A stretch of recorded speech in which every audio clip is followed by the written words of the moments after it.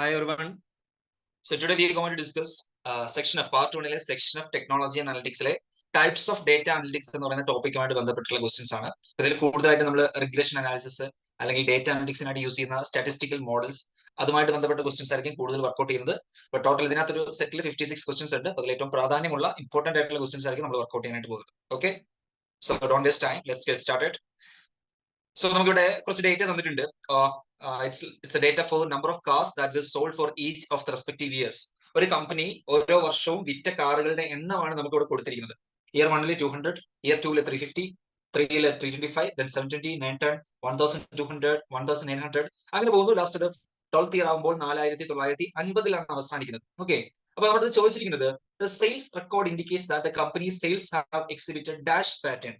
ഈ കമ്പനിയുടെ car sales ഏത് തരത്തിലുള്ള പാറ്റേൺ ആണ് നമുക്ക് കാണിച്ചു തരുന്നതെന്നാണ് ചോദിച്ചിരിക്കുന്നത്. സോ നമുക്കിതൊരു ടൈം സീരീസ് അനാലിസിസ് ആണെന്ന് വേണമെങ്കിൽ പറയാം, കാരണം കുറെ വർഷത്തെ ഡേറ്റാസ് ആണ് കാണിച്ചിരിക്കുന്നത്. അതിൽ നിന്ന് നമുക്ക് ഏത് ടൈപ്പ് പാറ്റേൺ ആണുള്ളതെന്ന് ചെക്ക് ചെയ്യാം. അപ്പൊ ഓപ്ഷൻസ് ആദ്യം നോക്കിയേക്കാം. ഇറഗുലർ പാറ്റേൺ ആണെന്ന് പറഞ്ഞിട്ടുണ്ട്, ട്രെൻഡ് എന്ന് പറഞ്ഞിട്ടുണ്ട്, സൈക്ലിക്കൽ എന്ന് പറഞ്ഞിട്ടുണ്ട്, സീസണൽ എന്ന് പറഞ്ഞിട്ടുണ്ട്. അപ്പൊ നമുക്ക് ഓരോ പാറ്റേൺ എന്താണെന്ന് ആദ്യം അറിഞ്ഞിരിക്കുന്നത്. ഇറഗുലർ പാറ്റേൺ എന്ന് പറഞ്ഞാൽ എന്താണ്? തുടർച്ചയില്ലാത്ത അല്ലെങ്കിൽ വല്ലപ്പോഴും മാത്രം സംഭവിക്കുന്ന ഒരു യുണീക്നെസ് ഇല്ലാത്ത അല്ലെങ്കിൽ പാറ്റേണേ അല്ലെന്ന്, പാറ്റേൺ ആണെന്ന് പോലും നമുക്ക് പറയാൻ പറ്റില്ല. അതുകൊണ്ടാണ് ഇറഗുലർ എന്ന് പറയുന്നത്. വല്ലപ്പോഴും സംഭവിക്കും. ഫോർ എക്സാമ്പിൾ കോവിഡ് പാൻഡമിക് അല്ലേ, 2019-20 വന്നു. ഇനി അടുത്ത എപ്പോൾ സംഭവിക്കും നമുക്ക് അറിയില്ല. ചിലപ്പോൾ തൊട്ടടുത്ത വർഷം തന്നെ വരാം, ചിലപ്പോൾ 10 വർഷം കഴിഞ്ഞ് വരാം, ചിലപ്പോൾ 100 വർഷം കഴിഞ്ഞായിരിക്കും വരുന്നത്. അപ്പൊ അതൊരു ഇറഗുലർ പാറ്റേൺ ആണ്. ഒരു തീപിടുത്തം ഉണ്ടായി അല്ലെങ്കിൽ എർത്തുവേക്ക് ഉണ്ടായി, അതൊക്കെ എന്താണ്? ഇറഗുലർ പാറ്റേൺസ് ആണ്. അപ്പൊ ഇവിടുത്തെ ഡേറ്റ നിങ്ങൾ നോക്കുക, അതൊരു ഇറഗുലർ പാറ്റേൺ ആണെന്ന് പറയാൻ പറ്റുമോ? കാരണം അങ്ങനെയല്ല, അതിനൊരു സ്റ്റഡി ആയിട്ടുള്ള ഒരു ഇൻക്രീസ് സംഭവിച്ചിട്ടുണ്ട് അല്ലേ. 200 300 ആയിരുന്നു, ഇടയ്ക്കൊന്ന് ഡൗൺ ആവുന്നുണ്ടെങ്കിൽ പോലും അത് ഇൻക്രീസിംഗ് ആണ്. അപ്പൊ ഇറഗുലർ പാറ്റേൺ നമുക്ക് പറയാൻ പറ്റില്ല. സൈക്ലിക്കൽ ആവണമെങ്കിൽ എന്തായിരിക്കണം? അത് കറങ്ങിക്കൊണ്ടിരിക്കണം. ഒരു സൈക്കിൾ പോലെ തുടങ്ങിയിട്ട് തന്നെ എപ്പോഴെങ്കിലും തിരിച്ചെത്തുന്ന ഒരു സിസ്റ്റം ഉണ്ടായിരിക്കണം. ഇവിടെ നമ്മൾ നോക്കിക്കഴിഞ്ഞാൽ തുടങ്ങിയിടത്തേക്ക് തിരിച്ചെത്തുന്നില്ല, അത് മുന്നോട്ട് പോയിക്കൊണ്ടേയിരിക്കുകയാണ് അല്ലെ. നമ്മൾ സ്റ്റാർട്ട് ചെയ്തത് 200-ലായിരുന്നു, തിരിച്ചൊരിക്കലും അത് 200-ലേക്ക് എത്തുന്നില്ല, മറിച്ച് ലാസ്റ്റ് എത്തുന്നത് എത്രയാണ്? 4950 എത്തുന്നത്. സോ ആ ഒരു സാഹചര്യത്തിൽ ഒരിക്കലും നമുക്ക് സൈക്ലിക്കൽ ആണെന്ന് പറയാൻ പറ്റില്ല, സീസണൽ ആണെന്നും പറയാൻ പറ്റില്ല. കാരണം എന്താ? കാരണം ഇവിടെ ഒരു പർട്ടിക്കുലർ ഇയറിൽ മാത്രം പീക്ക് ചെയ്യുകയും ചില സമയത്ത് മാത്രം കുറയും, അങ്ങനെയൊന്നും ചെയ്യുന്നില്ല. സ്റ്റഡി ആയിട്ട് 1-2 ഹിക്കപ്സ്, ഇയർ 2 കഴിഞ്ഞ് 3-ലേക്ക് വരുമ്പോൾ മാത്രം 25 ഡിപ്പ് വരുന്നുണ്ട്. അതുപോലെ പിന്നീട് ഇടയ്ക്ക് ഇവിടെ മാത്രം 2550 കഴിഞ്ഞിട്ട് 2250 എന്ന് പറഞ്ഞ ഡിപ്പ് വരുന്നുണ്ട്. ഈ രണ്ട് സാഹചര്യങ്ങൾ ഒഴിച്ചു കഴിഞ്ഞാൽ സ്റ്റഡി ആയിട്ട് ഇതിങ്ങനെ ഇൻക്രീസ് ചെയ്തുകൊണ്ടാണ് ഇരിക്കുന്നത്. നമ്പർ ഓഫ് കാർസിന്റെ എണ്ണം എന്താണ്? കൂടിക്കൊണ്ടാണ് ഇരിക്കുന്നത്. അപ്പൊ നമുക്ക് ഇതിന്റെ ഉത്തരമായിട്ട് എന്താ പറയാൻ പറ്റുക? ട്രെൻഡ് പാറ്റേൺ എന്നാണ് പറയുന്നത്. It's A trend, it's an increasing trend എന്നാണ് പറയാൻ പറ്റുക. സോ ട്രെൻഡ് പാറ്റേൺ ആണ് ഇവിടുത്തെ ഉത്തരമായിട്ട് വരുന്നത്. ഹോപ്പിൽ നോക്കുകയാണെങ്കിൽ 67% സ്റ്റുഡൻസ് ശരിയാക്കിയിട്ടുണ്ട്. സോ അത്യാവശ്യം നമുക്ക് ആൻസർ ചെയ്യാൻ പറ്റുന്ന ടൈപ്പ് ഒരു ക്വസ്റ്റൻ ആണെന്നുണ്ടെങ്കിൽ പറയാം. മോർ ദാൻ 50% സ്റ്റുഡൻസും ശരിയാക്കുന്നുണ്ടെങ്കിൽ ആ ക്വസ്റ്റൻ റിലേറ്റീവ്ലി നമുക്ക് സാധിക്കേണ്ടതാണ്. 50% താഴെയുള്ള ഒരു പെർസെന്റേജ് ആണ് കാണുന്നെങ്കിൽ തീർച്ചയായിട്ടും ക്വസ്റ്റൻ ടഫ് ആയിട്ടുള്ള ക്വസ്റ്റൻ ആണെന്നാണ്. ഓക്കെ, നെക്സ്റ്റ് ക്വസ്റ്റനിലേക്ക് പോവാം. Which of the following statement is true regarding multiple regression analysis? Multiple regression അനാലിസിസുമായിട്ട് ബന്ധപ്പെട്ട് ശരിയായ സ്റ്റേറ്റ്മെന്റ് ഏത് എന്നാണ് ചോദിച്ചിരിക്കുന്നത്. സോ റിഗ്രഷൻ അനാലിസിസിനെ നമ്മൾ രണ്ടായിട്ട് തരംതിരിച്ചിട്ടുണ്ട് അല്ലെ. ഏതൊക്കെയാണ്?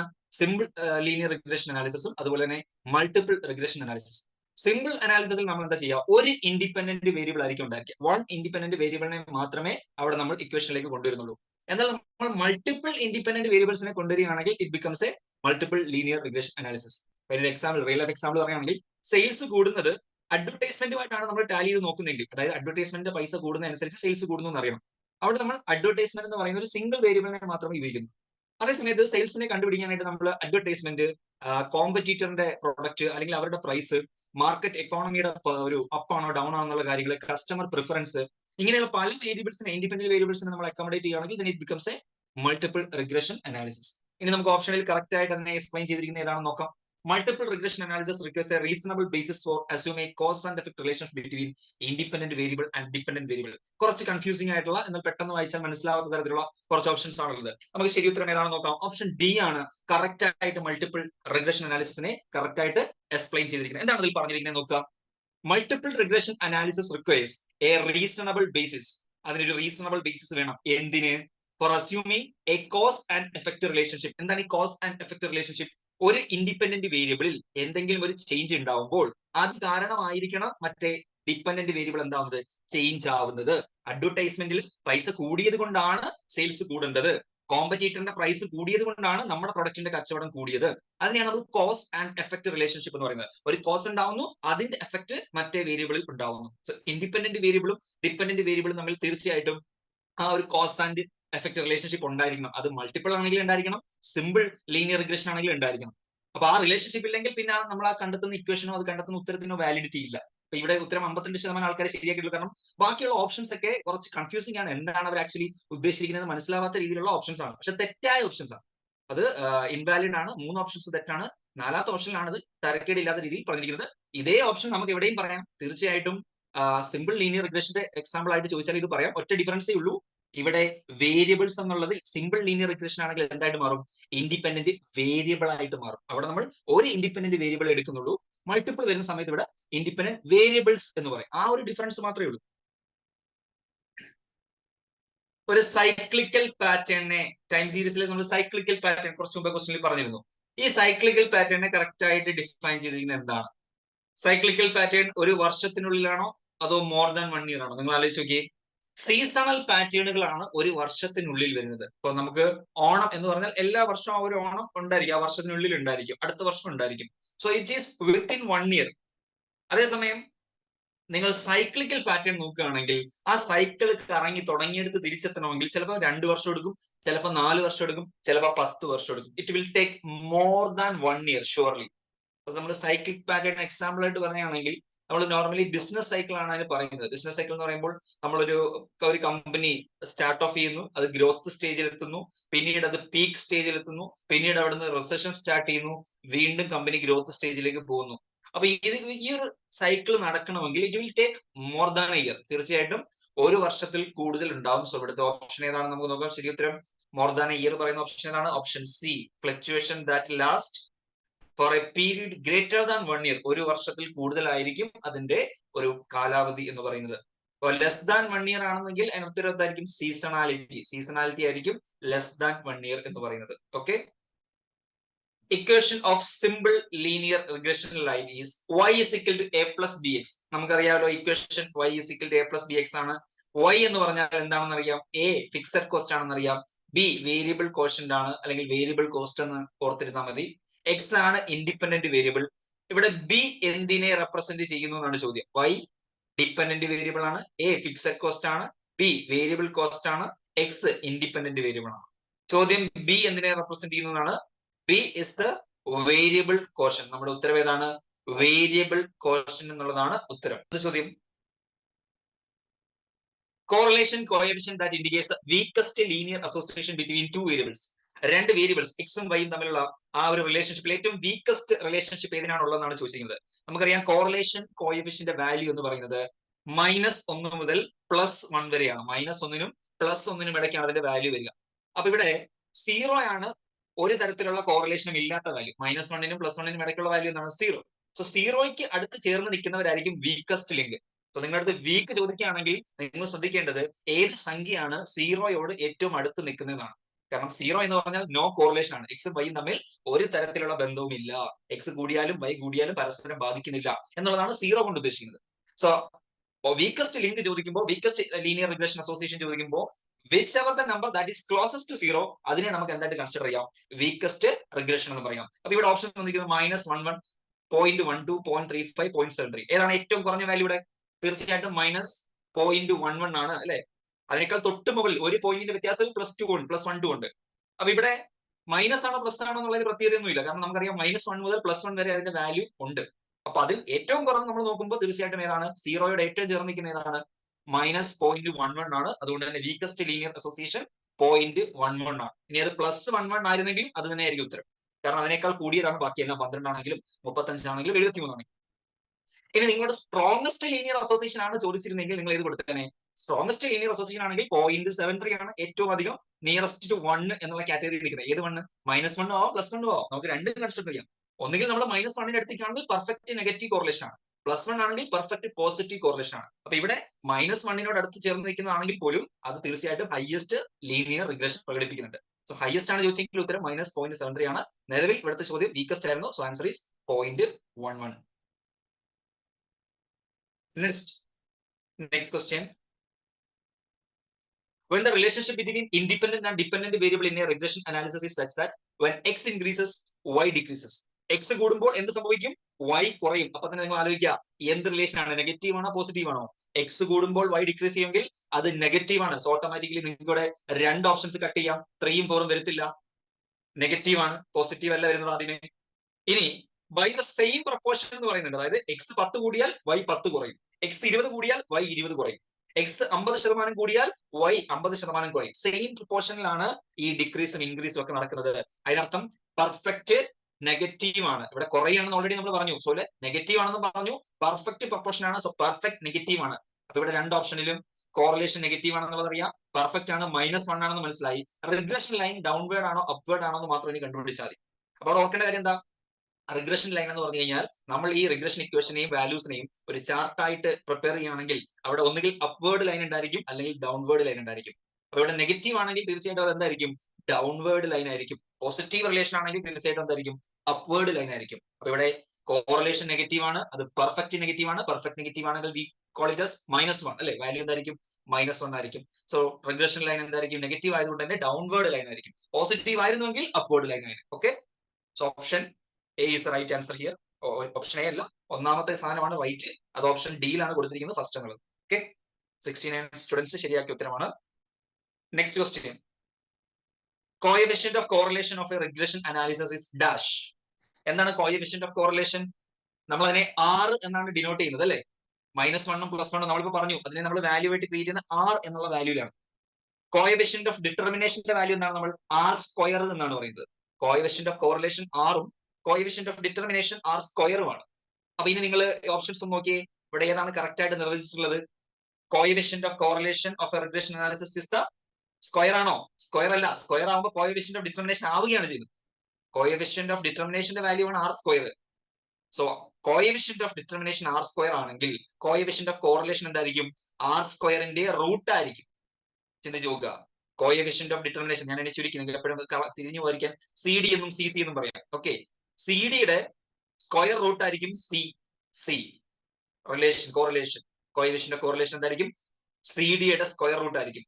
CC സ്ക്വയർ ആണ് CD. CC സ്ക്വയർ ആണ് എന്ത്? CD. കോറിലേഷന്റെ സ്ക്വയർ ആണ് കോഎഫിഷ്യന്റ് ഓഫ് ഡിറ്റർമിനേഷൻ ആയിട്ട് വരിക. അപ്പൊ തിരിച്ച് ചിന്തിക്കുമ്പോൾ എന്താ? കോഎഫിഷ്യന്റ് ഓഫ് ഡിറ്റർമിനേഷന്റെ സ്ക്വയർ റൂട്ട് ആണ് കോഎഫിഷ്യന്റ് ഓഫ് കോറിലേഷൻ. ആറും R². അപ്പൊ R² തന്നിട്ട് R കണ്ടുപിടിക്കാൻ പറഞ്ഞാൽ നിങ്ങൾ എന്ത് ചെയ്യും? അത്ര ആലോചിച്ചാൽ മതി. നിങ്ങളുടെ അടുത്ത് R² തന്നിരിക്കുന്നു, R വാല്യൂ എത്ര എന്ന് ചോദിച്ചാൽ നിങ്ങൾ എന്താ ചെയ്യുക? R² സ്ക്വയർ റൂട്ട് കണ്ടാ പോരെ? 81 ആണ് R² വാല്യൂ എന്ന് വിചാരിക്കുക. 81, 81. അങ്ങനെയാണെങ്കിൽ R വാല്യൂ എത്രയായിരിക്കും? 9 ആയിരിക്കില്ലേ? R വാല്യൂ എന്തായിരിക്കും? 9 ആയിരിക്കും. 9 × 9 അല്ലേ 81. സോ 81ന്റെ സ്ക്വയർ റൂട്ട് നോക്കുമ്പോൾ ആരായിരിക്കും വരിക? 9 ആയിരിക്കും വരിക. സോ R² സ്ക്വയർ റൂട്ട് ആണ് ആര്? കോഎഫിഷ്യന്റ് ഓഫ് കോറിലേഷൻ എന്ന് പറയുന്നത്. So here the answer will be option C, square root of coefficient of determination. അടുത്ത ചോദ്യം,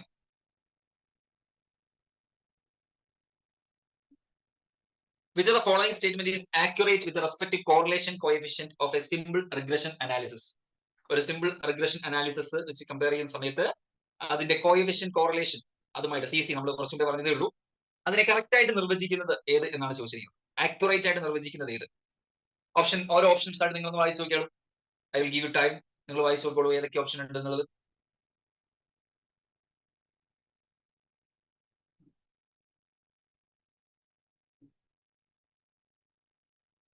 ഓപ്ഷൻ എ എന്താണ് പറയുന്നത്? 0.85. R വാല്യൂ 0.85 എന്ന് പറഞ്ഞാൽ കോറിലേഷൻ കുറവാണ് എന്നാണ് അർത്ഥം. പക്ഷെ റിഗ്രഷൻ ലൈൻ അപ്വേർഡ് ആണെന്ന് പറയുന്നുണ്ട്, പക്ഷെ കോറിലേഷൻ കുറവാണെന്നാണ് പറയുന്നത്. ഓപ്ഷൻ ഡിയിൽ പറയുന്നത് കോറിലേഷൻ കൂടുതലാണ്, പക്ഷെ റിഗ്രഷൻ ലൈൻ ഡൗൺവേർഡ് ആണെന്നാണ് പറയുന്നത്. സി പറയുന്നത് -0.85 എന്ന് പറഞ്ഞാൽ കോറിലേഷൻ ലോ ആണെന്നാണ്, അതോടൊപ്പം തന്നെ റിഗ്രഷൻ ഡൗൺവേർഡ് സ്ലോപ്പിംഗ് ആണെന്നാണ്. ഡിയിൽ പറയുന്നത് 0.85 R വാല്യൂ വന്നാൽ കോറിലേഷൻ ഹൈ ആണ്, പക്ഷെ റിഗ്രഷൻ ലൈൻ ഡൗൺവേർഡ് സ്ലോപ്പിംഗ് ആയിരിക്കും. ഏതാണ് ശരി ഉത്തരം? ആലോചിച്ച് നോക്കൂ, ഏതാണ്? ഓപ്ഷൻ ഡി അല്ലേ? കാരണം -0.85 എന്ന് പറഞ്ഞാൽ മൈനസ് എന്നുള്ള വാല്യൂവിടെ നിങ്ങൾ ശ്രദ്ധ കൊടുക്കേണ്ട. It is close to 1. -1 ഏറ്റവും അടുത്ത് കിടക്കുന്ന വാല്യൂ അല്ലേ? അതായത് -1 എന്ന് പറഞ്ഞാൽ പെർഫെക്റ്റ് കോറിലേഷൻ ആണ്. 0.85 എന്ന് പറഞ്ഞപ്പോ തീരെ തരക്കേടില്ലാത്ത ഒരു കോറിലേഷൻ അല്ലേ? നിങ്ങൾക്ക് 100ൽ 85 മാർക്ക് കിട്ടി എന്ന് വിചാരിച്ചാൽ 85 മാർക്ക് മോശം മാർക്കാണോ? അത്യാവശ്യം നല്ല മാർക്കല്ലേ? സിമിലർലി 0.85 ആണെങ്കിലും 0.80 ആണെങ്കിലും 0.75 ആണെങ്കിലും അത്യാവശ്യം റീസണബിൾ റിലേഷൻ ഉണ്ട്. പെർഫെക്റ്റ് അല്ലെന്നേ ഉള്ളൂ. പെർഫെക്റ്റ് ആവാൻ ഒരു 15% കൂടെ വേണം, അതില്ല. പക്ഷെ still we can classify it as high correlation ആണ്. ഇനി റിഗ്രഷൻ ലൈൻ എന്തായിരിക്കും? നെഗറ്റീവ് ആയതുകൊണ്ട് തന്നെ റിഗ്രഷൻ ലൈൻ എന്തായിരിക്കും? ഡൗൺവേർഡ് സ്ലോപ്പിംഗ് ആയിരിക്കും. നമ്മൾ ഓൾറെഡി പറഞ്ഞു, നെഗറ്റീവ് ആണെങ്കിൽ റിഗ്രഷൻ ലൈൻ ഡൗൺവേർഡ് സ്ലോപ്പിംഗ് ആയിരിക്കും, പോസിറ്റീവ് ആണെങ്കിൽ അപ്വേർഡ് സ്ലോപ്പിംഗ് ആയിരിക്കും. ഓക്കെ, സോ നിങ്ങൾ എപ്പോഴും ഇതിന്റെ വാല്യൂസ് കോറിലേഷൻ കോഎഫിഷ്യന്റ് വാല്യൂ വരുമ്പോൾ -1ന്റെയും +1ന്റെയും ചേർത്ത് ഏറ്റവും അടുത്ത് കിടക്കുന്ന വാല്യൂസ് ആണ് ഹൈ കോറിലേഷൻ. -1 +1 വന്നാൽ ഒന്നും ആലോചിക്കണ്ട, പെർഫെക്റ്റ് കോറിലേഷൻ ആണ്. -1 താഴെ 0.95 എന്ന് വന്നാൽ ഹൈ കോറിലേഷൻ ആണ്. 0.9 എന്ന് വന്നാൽ ഹൈ കോറിലേഷൻ ആണ്.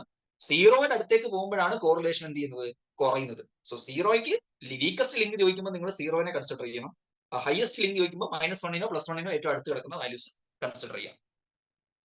Next question.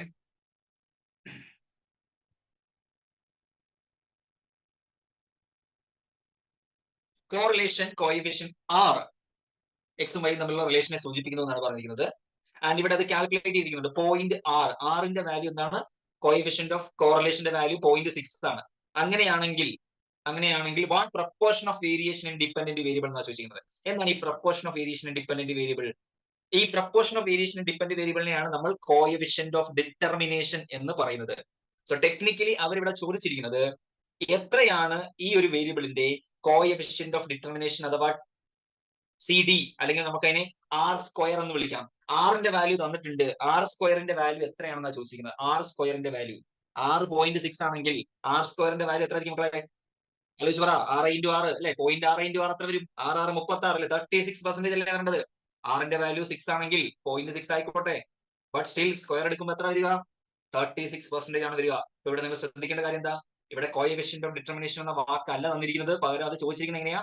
proportion of variation in dependent variable because of the independent variable. Independent variable കാരണം നമ്മുടെ ഡിപെൻഡന്റ് വേരിയബിൾ ഉണ്ടായ പ്രപ്പോർഷൻ എത്രയാണ്, ആ പ്രപ്പോർഷനെ സൂചിപ്പിക്കുന്ന ടേം ആണ് R² അഥവാ കോഎഫിഷ്യന്റ് ഓഫ് ഡിറ്റർമിനേഷൻ.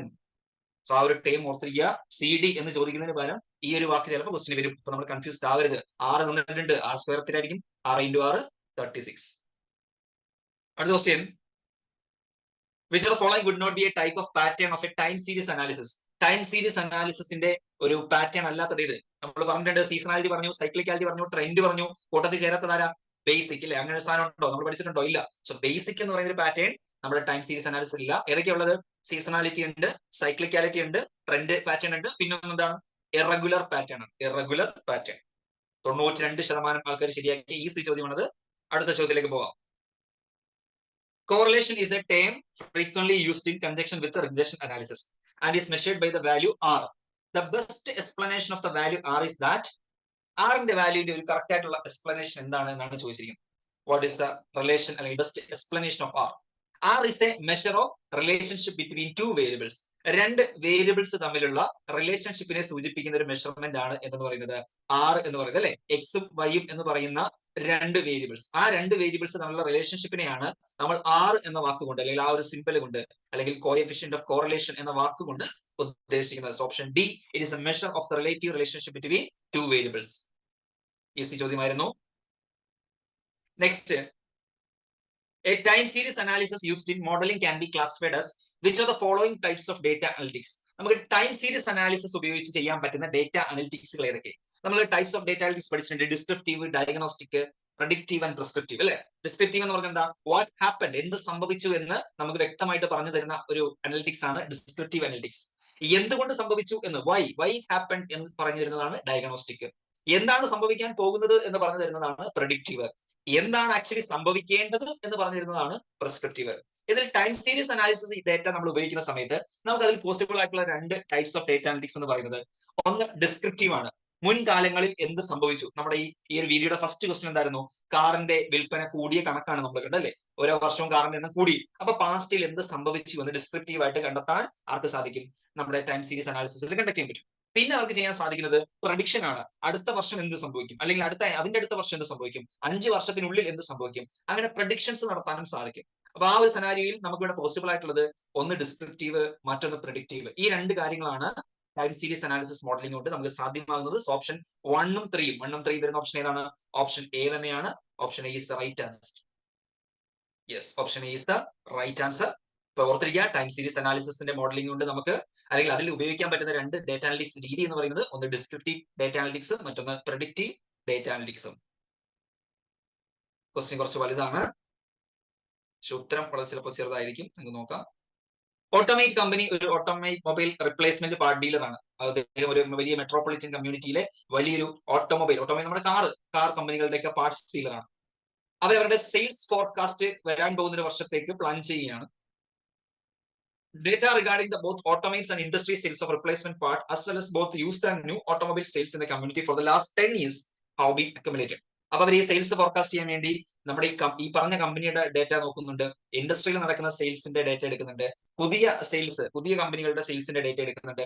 അതും കഴിഞ്ഞ 10 വർഷത്തിനിടയിൽ നടന്നിട്ടുള്ള എല്ലാത്തരം സെയിൽസിന്റെ ഡേറ്റയും ഉപയോഗിച്ചുകൊണ്ടാണ് അവർ എന്ത് ചെയ്യുന്നത്, ഈ ഒരു കാൽക്കുലേഷൻ കണ്ടക്ട് ചെയ്യുന്നത് അല്ലെങ്കിൽ ഫോർകാസ്റ്റിംഗ് കണ്ടക്ട് ചെയ്യുന്നത്.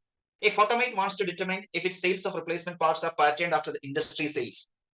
അപ്പൊ അവർക്ക് ഇത് കണ്ടെത്തേണ്ട കുറച്ച് കാര്യങ്ങൾ എന്ന് പറയുന്നത്, ഒന്ന്, അവരുടെ സെയിൽസും ഇൻഡസ്ട്രിയുടെ സെയിൽസും തമ്മിൽ എന്തെങ്കിലും പാറ്റേൺ ഉണ്ടോ? അതായത് ഇൻഡസ്ട്രി സെയിൽസ് കൂടുമ്പോൾ അവരുടെ സെയിൽസ് കൂടുമോ, അല്ലെങ്കിൽ പുതിയ കമ്പനികളുടെ സെയിൽസിന് കൂടുന്നതനുസരിച്ചോ കുറയുന്നതനുസരിച്ചോ നമ്മുടെ കമ്പനിയുടെ സെയിൽസിനെ ബാധിക്കുന്നുണ്ടോ? അപ്പൊ ഇങ്ങനെയുള്ള കാര്യങ്ങളാണ് അവർക്ക് കണ്ടുപിടിക്കേണ്ടത്. അപ്പൊ ഇത് കണ്ടുപിടിക്കാനായിട്ട് അവർക്ക് ഉപയോഗിക്കാൻ പറ്റുന്ന ഒരു ടെക്നിക്, ഒരു സ്റ്റാറ്റിസ്റ്റിക്കൽ മോഡൽ എന്താണ് എന്നാണ് ചോദിച്ചിരിക്കുന്നത്. സിമുലേഷൻ ടെക്നിക്സ് ഉണ്ട് ഓപ്ഷനിൽ, കോറിലേഷൻ ആൻഡ് റിഗ്രഷൻ അനാലിസിസ് ഉണ്ട്, ടൈം സീരീസ് അനാലിസിസ് ഉണ്ട്, സ്റ്റാറ്റിസ്റ്റിക്കൽ സാമ്പിളിംഗ് ഉണ്ട്. ഏതാണ് ശരി ഉത്തരം? തീർച്ചയായിട്ടും മറ്റവന്റെ വാല്യൂസ് കൂടുന്നതനുസരിച്ച് നമ്മുടെ വാല്യൂസ് കൂടുന്നുണ്ടോ ഇല്ലയോ എന്ന് അറിയണമെങ്കിൽ നമുക്ക് ഏറ്റവും നല്ല ഓപ്ഷൻ ഏത് തന്നെയാണ്? റിഗ്രഷൻ അനാലിസിസ് ആണ്, അല്ലെ? ഇൻഡസ്ട്രിയുടെ സെയിൽസ് കൂടുമ്പോൾ നമ്മുടെ സെയിൽസ് കൂടുന്നോ? എക്സും വൈയും. ഇൻഡസ്ട്രിയുടെ സെയിൽസ് എന്താണ്? ഇൻഡിപെൻഡന്റ് വേരിയബിൾ ആണ് എക്സ്, നമ്മുടെ സെയിൽസ് ആണ് വൈ. അല്ലെങ്കിൽ പുതിയ കമ്പനികളുടെ സെയിൽസ് കൂടുമ്പോൾ നമ്മുടെ സെയിൽസ് കുറയുന്നുണ്ടോ? അവിടെ പുതിയ കമ്പനികളുടെ സെയിൽസ് ആണ് എക്സ്, നമ്മുടെ കമ്പനിയുടെ സെയിൽസ് വൈ. സോ അപ്പോൾ അവിടെ ഈ രീതിയിലുള്ള റിലേഷൻഷിപ്പ് പാറ്റേൺ കണ്ടെത്താൻ നമുക്ക് ഏറ്റവും ബെറ്റർ ഓപ്ഷൻ എന്ന് പറയുന്നത് തീർച്ചയായിട്ടും എന്താണ്? കോറിലേഷൻ ആൻഡ് റിഗ്രഷൻ അനാലിസിസ് ആണ്. അടുത്ത question, what does the value of R square of a simple regression analysis indicate? R square എന്തിനെ സൂചിപ്പിക്കുന്നു? നിങ്ങൾ തന്നെ ഓപ്ഷൻസ് വായിച്ച് നോക്കിക്കോളൂ.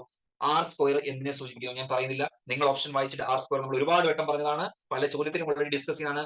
ആർ സ്ക്വയറിന്റെ കറക്റ്റ് എക്സ്പ്ലനേഷൻ നിങ്ങൾ തന്നെ മനസ്സിലൊന്ന് കണ്ടേ ഓപ്ഷൻ വായിച്ചിട്ട്. അതിനുശേഷം ഞാൻ കറക്റ്റ് ആൻസറിലേക്ക് പോകാം.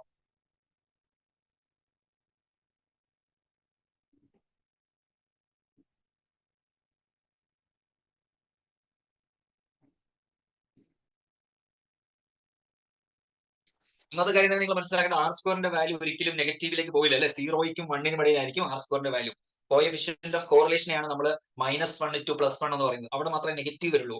ആർ സ്ക്വയറിലേക്ക് വരുമ്പോൾ അവിടെ 0യ്ക്കും 1നും ഇടയിൽ മാത്രമാണ് വരുന്നത്. അപ്പൊ തന്നെ നിങ്ങൾക്ക് പല ഓപ്ഷൻസും കട്ട് ചെയ്ത് കളയാം, അല്ലെ? നിങ്ങൾക്ക് ഓൾറെഡി ശരി ഉത്തരം കിട്ടിയിട്ടുണ്ടായിരിക്കും. ഏതാണ് ആൻസർ? കറക്റ്റ് ആയിട്ടുള്ള ആൻസർ ഏതാണ്? ഓപ്ഷൻ ഡി, അല്ലെ? നെഗറ്റീവ് എന്നുള്ള ഓപ്ഷൻസ് എല്ലാം തന്നെ തെറ്റാണ്. The value of R squared represents the percentage of total variation. തൊട്ട് മുന്നേ ഒരു ചോദ്യം കണ്ടപ്പോൾ ഞാൻ പറഞ്ഞു, ആർ സ്ക്വയർ ചോദിക്കാൻ വേണ്ടി അവരിട്ട വാക്കെന്തായിരുന്നു?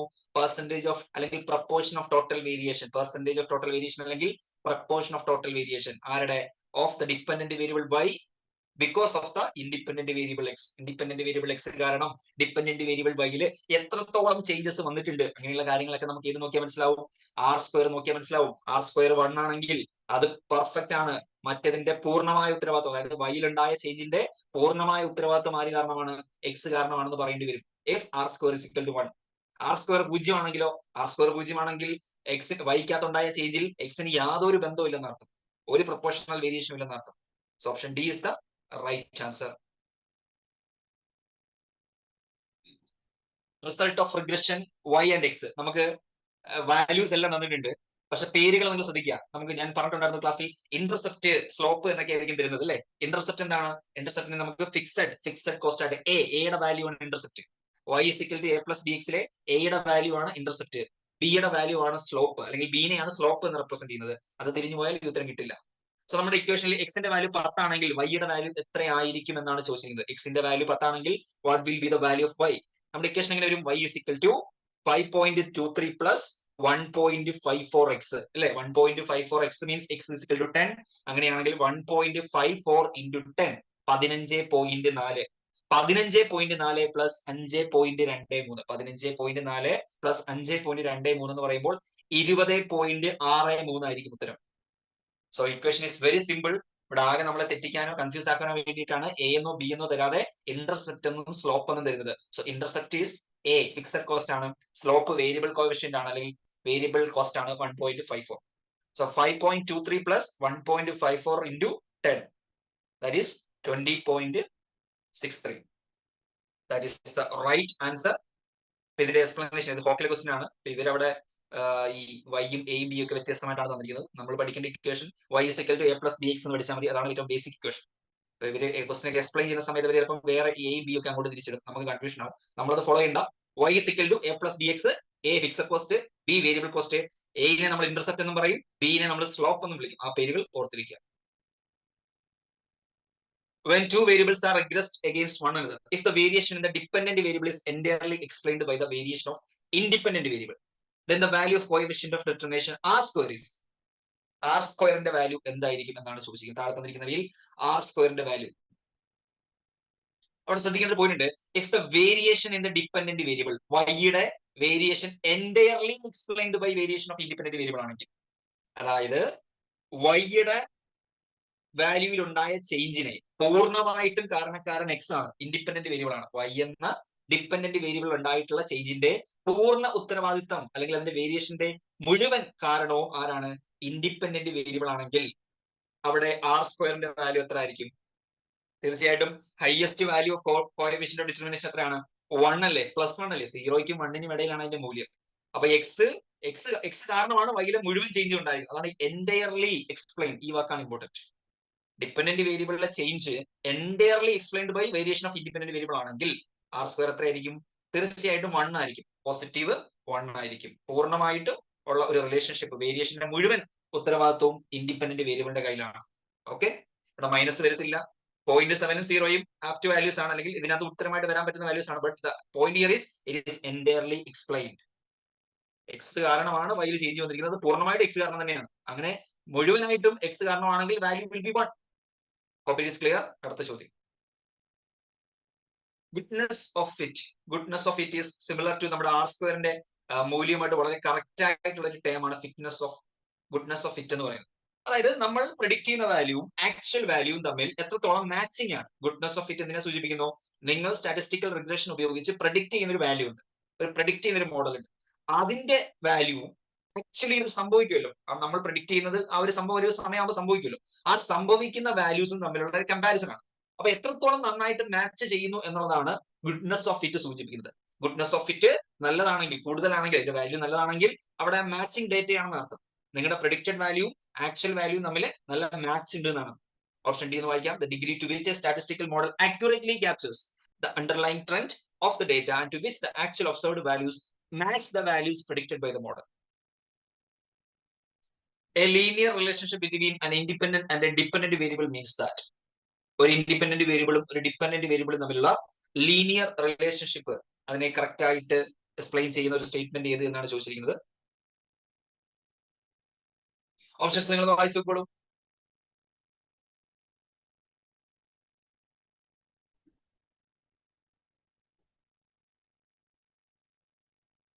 ഇവിടെ എയും സിയും റോങ് ആണ് എന്ന് നമുക്ക് ഏകദേശം ഉറപ്പിക്കാം. എയും സി എന്താണ്? തീർച്ചയായിട്ടും തെറ്റായ ഓപ്ഷൻസ് ആണ്. കാരണം എന്താ? ഇവിടെ ഇത് കൂടുമ്പോൾ, ഇൻഡിപെൻഡന്റ് വേരിയബിൾ കൂടുമ്പോൾ ഡിപെൻഡന്റ് വേരിയബിൾ കൂടണം എന്ന് നിർബന്ധമില്ല. ചിലപ്പോൾ കുറയാം. പോസിറ്റീവ് റിലേഷൻ ഉണ്ടാവും, നെഗറ്റീവ് റിലേഷൻ ഉണ്ടാവും, അല്ലെ? അതേസമയം സി എന്താ പറയുന്നത്? രണ്ട് റിലേഷൻഷിപ്പും, ടു വേരിയബിൾസ് തമ്മിലുള്ള റിലേഷൻഷിപ്പ് എപ്പോഴും ഡയറക്റ്റ് റിലേഷൻഷിപ്പ് ആയിരിക്കും. അതും ഒന്നാമത്തെ പോയിന്റ് തന്നെയാണ്. കൂടുമ്പോൾ ഒരുമിച്ച് കൂടും, കുറയുമ്പോൾ ഒരുമിച്ച് കുറയും. അങ്ങനെ മാത്രമേ സംഭവിക്കൂ എന്നാണ് സിയിൽ പറഞ്ഞിരിക്കുന്നത്. ഡിയിൽ പറഞ്ഞിരിക്കുന്ന ഓപ്ഷൻ നമ്മളെ ഒരു പരിധി വരെ ശരിയാണല്ലോ എന്ന് ചിന്തിപ്പിക്കാം. അതായത് ഹിസ്റ്റോറിക്കൽ ഡേറ്റ ഉപയോഗിച്ച് നമ്മൾ നടത്തുന്ന ഫോർകാസ്റ്റുകൾ ഒരു പരിധി വരെ ശരിയായിരിക്കാം. അതിന് നമുക്ക് ഗ്യാരണ്ടി ഒന്നും പറയാൻ പറ്റില്ല. അപ്പൊ റീസണബിളി എന്ന വാക്കാണ് അവർ ഉപയോഗിച്ചെങ്കിൽ പോലും ആ റീസണബിളി പോലും നമുക്ക് പറയാൻ സാധിക്കില്ല. കാരണം അത് ഫ്യൂച്ചറിൽ നടക്കാൻ പോകുന്ന ഒരു ഇവന്റ് ആണ്. ആ ഇവന്റിനെയാണ് നമ്മൾ പാസ്റ്റ് ഡേറ്റ ഉപയോഗിച്ച് ഫോർകാസ്റ്റ് ചെയ്യുന്നത്. പാസ്റ്റിൽ ആ ഒരു സംഭവമൊക്കെ ഉണ്ടായ ഡേറ്റ ഉണ്ടായതിന് പല കാരണങ്ങൾ ഉണ്ടായിരിക്കും. നമുക്ക് പോലും അറിയാത്ത, ഈ സ്റ്റാറ്റിസ്റ്റിക്കൽ മെത്തേഡുകൾക്ക് മനസ്സിലാക്കാൻ പറ്റാത്ത ഒരുപാട് അണ്ടർലൈൻ ഫാക്ടേഴ്സ് അതിന് പിറകിൽ ഉണ്ടായിരിക്കും. അപ്പൊ അതേ സാധനം വെച്ചിട്ട് നമ്മൾ ഫ്യൂച്ചറിലും അതുപോലെ തന്നെ സംഭവിക്കും, അല്ലെ ഈ രീതിയിലായിരിക്കും ഏകദേശം നടക്കാൻ പോകുന്നത് എന്ന് പ്രെഡിക്റ്റ് ചെയ്യുന്നത് നമുക്ക് ഒരിക്കലും ഉറപ്പ് പറയാൻ സാധിക്കില്ല, കറക്റ്റ് ആയിട്ട് പറയാനായിട്ട് സാധിക്കില്ല. അപ്പൊ ആ ഓപ്ഷൻ റോങ് ആണ്. എന്താണ് ഓപ്ഷൻ ബി പറയുന്നത്? ഓപ്ഷൻ ബി വളരെ സിമ്പിൾ ആയിട്ടുള്ള കാര്യമാണ്, പക്ഷെ അവർ ഭയങ്കര നമ്മളെ കൺഫ്യൂസ് ചെയ്യിപ്പിക്കുന്ന രീതിയിലാണ് ആ ഓപ്ഷൻ കൊടുത്തിരിക്കുന്നത്. The predicted values of the dependent variable, അതായത് ഡിപെൻഡന്റ് വേരിയബിളിന്റെ predicted values corresponding to each value of the independent variable, അതിന്റെ ഇൻഡിപെൻഡന്റ് വേരിയബിളുമായിട്ട് നോക്കുന്ന സമയത്ത് resulting from a regression analysis, അങ്ങനെ ഒരു റിഗ്രഷൻ അനാലിസിസിലൂടെ ഉണ്ടാവുന്ന ഒരു റിസൾട്ട് എന്ന് പറയുന്നത് ഒരു സ്ട്രെയിറ്റ് ലൈൻ ആയിരിക്കും എന്നാണ് പറയുന്നത്. സോ അത് നമുക്ക് സ്ട്രെയിറ്റ് ലൈൻ ആണെന്ന് മനസ്സിലാക്കണമെങ്കിൽ അതിന്റെ ഗ്രാഫ് നമ്മൾ ഒന്ന് വരയ്ക്കണം. ഈ പറഞ്ഞ അത് നെഗറ്റീവ് കോറിലേഷൻ ആണെങ്കിലും പോസിറ്റീവ് കോറിലേഷൻ ആണെങ്കിലും ഞാൻ പറഞ്ഞ അപ്വേർഡ് സ്ലോപ്പ്, ഡൗൺവേർഡ് സ്ലോപ്പ് എന്നൊക്കെ വരാറുണ്ട്, അല്ലെ? അപ്പൊ അവിടെ അത് ഒന്നുകിൽ എന്തായിരിക്കാം, സ്ട്രെയിറ്റ് ലൈൻ താഴേക്കുള്ള ഡൗൺവേർഡ് സ്ലോപ്പ് ആയിരിക്കാം, അല്ലെങ്കിൽ മുകളിലേക്കുള്ള അപ്വേർഡ് സ്ലോപ്പ് ആയിരിക്കാം. So basically it could be a straight line. Upward ആണെങ്കിലും ഡൗൺവേർഡ് ആണെങ്കിലും അത് എന്താവാനുള്ള സാധ്യതയാണുള്ളത്? സ്ട്രെയിറ്റ് ലൈൻ ആയിരിക്കും. Next question, correlation coefficient of a regression analysis is a number between. Correlation കോഎഫിഷ്യന്റിന്റെ വാല്യൂസ് ഏതായിരിക്കും? -1നും +1നും ഇടയ്ക്കായിരിക്കും അല്ലെ? കോറിലേഷൻ കോഎഫിഷ്യന്റ് ആണ് ചോദിച്ചിരിക്കുന്നത്. So answer will be between -1 and +1. വളരെ ഈസി ആയിട്ടുള്ള ഉത്തരമാണ്. Which of the following statement with respect to regression analysis is not true? Regression അനാലിസുമായിട്ട് ബന്ധപ്പെട്ട് തെറ്റായ ഒരു സ്റ്റേറ്റ്മെന്റ് ഏതാണെന്നാണ് ചോദിച്ചിരിക്കുന്നത്. ഓപ്ഷൻസ് ഒന്ന് വായിച്ചു നോക്കാം.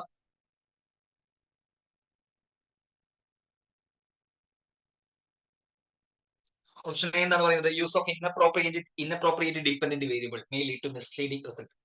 ഇൻഅപ്രോപ്രിയേറ്റ് ഡിപെൻഡന്റ് വേരിയബിൾ അല്ല, ഇൻഅപ്രോപ്രിയേറ്റ് ഇൻഡിപെൻഡന്റ് വേരിയബിൾ ആണെങ്കിലാണ് മിസ്ലീഡിംഗ് റിസൾട്ട് ആവുന്നത്. സോ ആ ഓപ്ഷൻ തെറ്റായ ഓപ്ഷനാണ്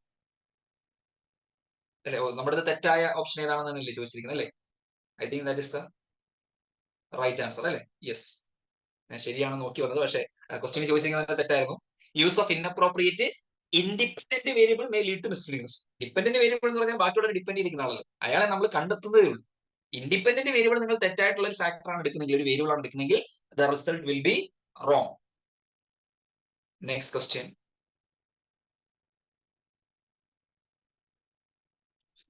a company uses regression analysis in which monthly advertising expenses are used to predict monthly product sales. Regression അനാലിസിസിൽ അവര് അഡ്വർടൈസിംഗ് എക്സ്പെൻസും പ്രൊഡക്റ്റിന്റെ സെയിലും തമ്മിലുള്ള ഒരു കോറിലേഷൻ ആണ് കണ്ടെത്തുന്നത്. അത് വെച്ചിട്ടാണ് ഫോർകാസ്റ്റ് നടത്തുന്നത്. Both in millions of dollars. The result show a regression coefficient for the independent variable is equal to 0.8. Coefficient കാണിക്കുന്നത് 0.8 ആണ്. ഈ കോഎഫിഷ്യന്റ് ആയിട്ടുള്ള 0.8 എന്തിനെ സൂചിപ്പിക്കുന്നു എന്നാണ് ചോദിച്ചിരിക്കുന്നത്. കോറിലേഷൻ കോഎഫിഷ്യന്റ് 0.8 ആണ്. അത് എന്തിനെ സൂചിപ്പിക്കുന്നു? ഓപ്ഷൻസ് ഒന്ന് വായിച്ചു നോക്കുക നിങ്ങൾ. Please read the options.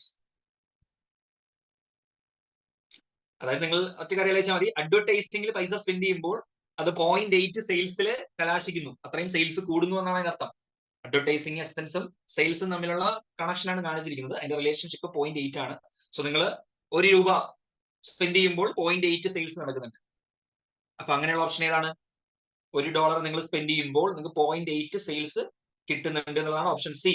On average every additional dollar of advertising result in 0.8 additional sales. $1 നിങ്ങൾ പരസ്യത്തിനായി ചെലവാക്കുമ്പോൾ $0.8 നിങ്ങൾക്ക് എന്തായിട്ട് കിട്ടുന്നുണ്ട്?